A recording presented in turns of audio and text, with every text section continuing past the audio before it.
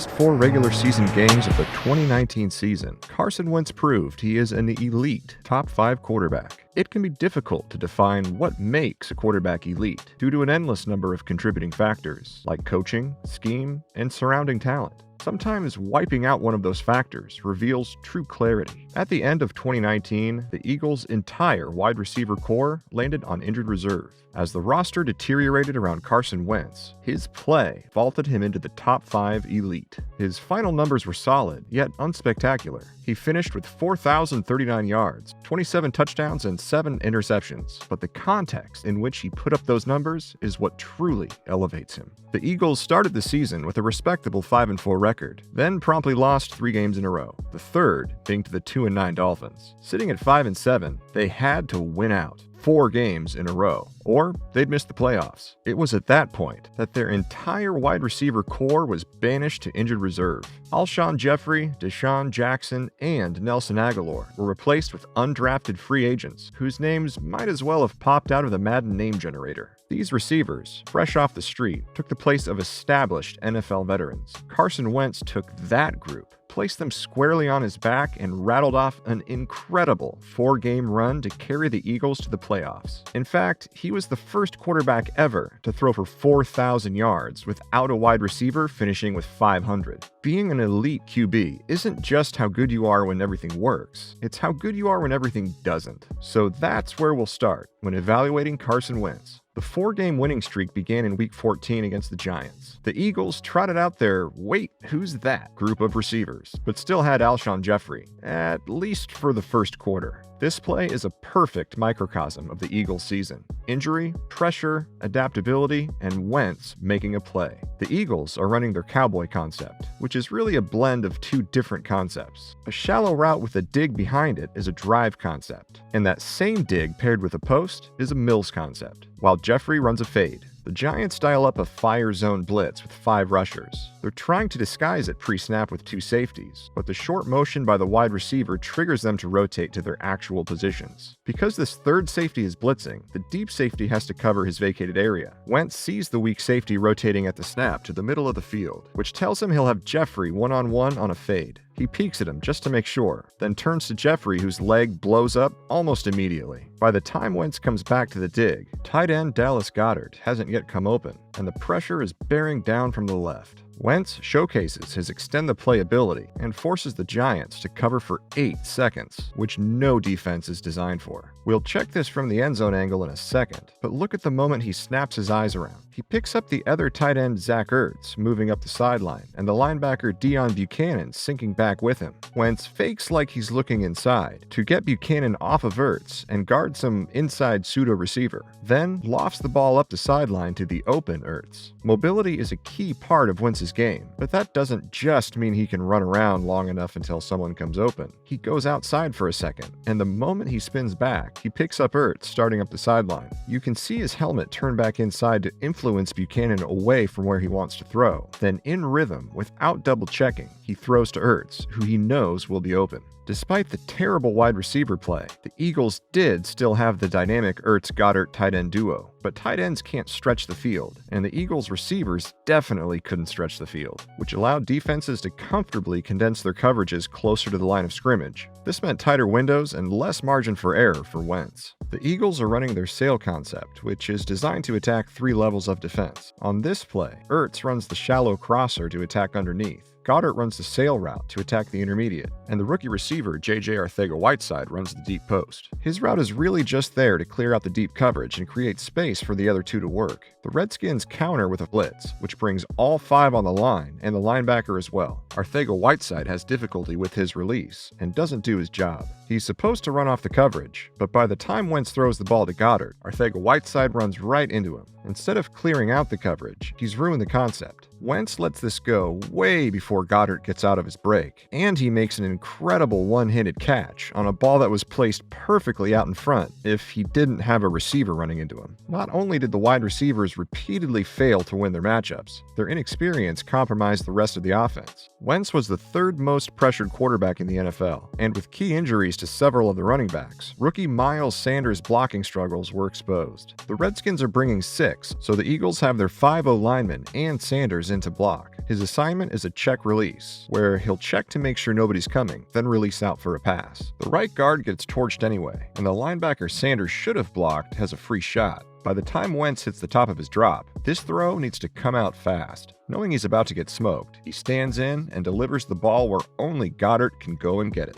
The wide receiver's lack of experience forced Wentz to repeatedly make plays out of structure and improvise. If they weren't getting open in the first 3 seconds, he knew if he bought more time, at some point, somebody would come free. The Eagles are running their Tampa Blizzard concept, which is designed to look like a normal slot fade with a hitch on the bottom and what looks like a spot concept at the top. But actually, Ertz is running a corner option instead of a corner. Arcega-Whiteside has an arrow read instead of a snag route, and Sanders has a flat that can turn up the sideline. The Redskins are running Red 7, which is a version of quarters coverage, but modified for when they're in the red zone. They use a box check to the 3-receiver side, which is exactly what it sounds like. The defense forms kind of a box structure, where he has the first in underneath, he has the first out, he has the first deep in, and he has the first deep out. That's just how it all plays out. This linebacker takes the first out, which is the flat. This linebacker takes the first in, and these two safeties are both covering Ertz, who's on the corner option. He's not going to run the corner. He's not going to run the post, so he breaks flat away from both of them. This safety should zone off when Ertz breaks away from him, but he gets sucked in a little too far. Wentz begins his progression to the left, but the receivers don't win fast enough and the pocket collapses, so he rolls out to extend the play.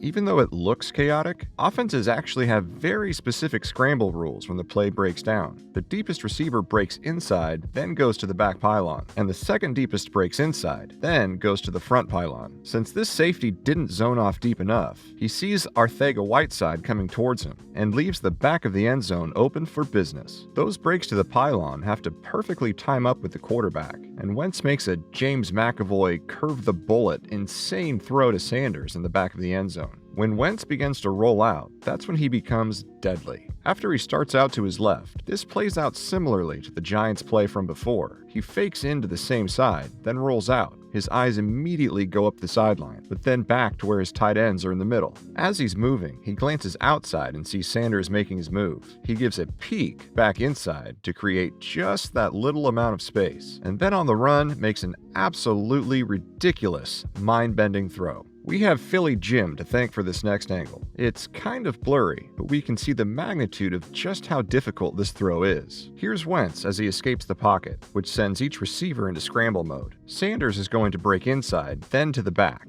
and Arcega-Whiteside is going to break inside, then to the front. Watch this linebacker. He turns his back to Sanders and sees Wentz's eyes inside, then takes just one too many steps away from the sideline. This is a missile, and kinda looks like it knocks Sanders even harder back on his ass. A great catch, a brilliant throw, and once again, shout out to Philly Jim. As the game progressed, the Eagles found themselves down 3 points late in the fourth quarter, in need of a game-tying or even game-winning drive to keep their playoff hopes alive. To march down the field, every yard on every play would have to be executed perfectly. In these moments, Wentz proved he was not only physically elite, but mentally as well. On 2nd and 13, with exactly 2 minutes left, the Eagles start in an empty formation with 3 receivers to the field. The Redskins counter with a 2-deep, 5 underneath cover 2 look to protect against any quick game concepts. When the Eagles motion Sanders back to the core, this triggers a shift in the Redskins defense. Wentz watches the safety drop back,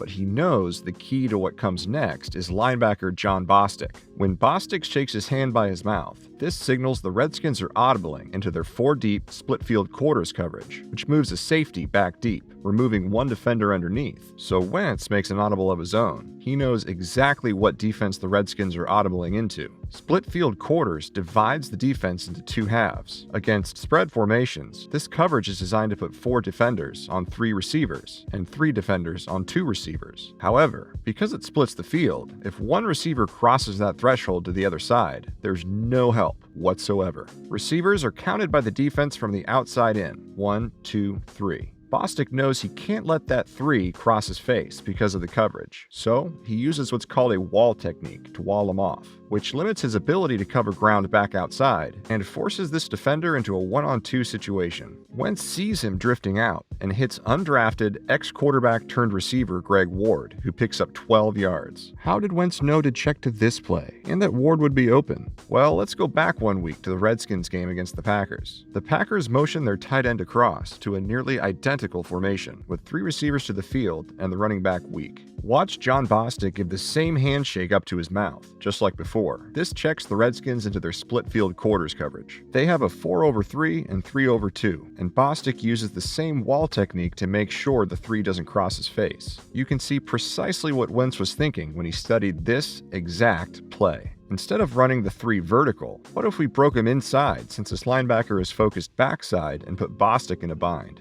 So back to the first play, the Eagles motion to the same 3-by-1 alignment, with Sanders lined up weak, and when Wentz sees Bostic give the hand movement and the safety move back into quarters coverage position, he knows without a doubt what's going down. Since Bostic is walling off 3, Wentz can key the curl flat defender and throw opposite whichever way he leans. He moves away from Ward, so Wentz hits him immediately and purposefully puts the ball on his back shoulder, knowing Bostic is close and breaking on the throw. This placement gives Ward space to work upfield and pick up an extra 8 yards. The Eagles went on to score a touchdown on the drive and win the game, then beat Dallas in Week 16 and the Giants in Week 17, finishing the season a perfect 4-0. Yes, we all know Wentz got concussed in the first quarter in the wildcard game, and the Eagles lost to the Seahawks 17-9, but the fact they even made it to the playoffs with this cast of characters is a miracle in itself. Wentz had a far from perfect situation to take this team to the playoffs, but to prove his talent, it was actually the perfect situation. The NFL doesn't wait around for your roster and weapons to be operating at 100%. Oftentimes, the best moment to prove yourself is when everything is going wrong. How many quarterbacks dropped into Wentz's situation would take this team to the playoffs? Elite quarterbacks wait for nobody. It doesn't matter the circumstances, the talent around them, or who they're facing. They are going to win.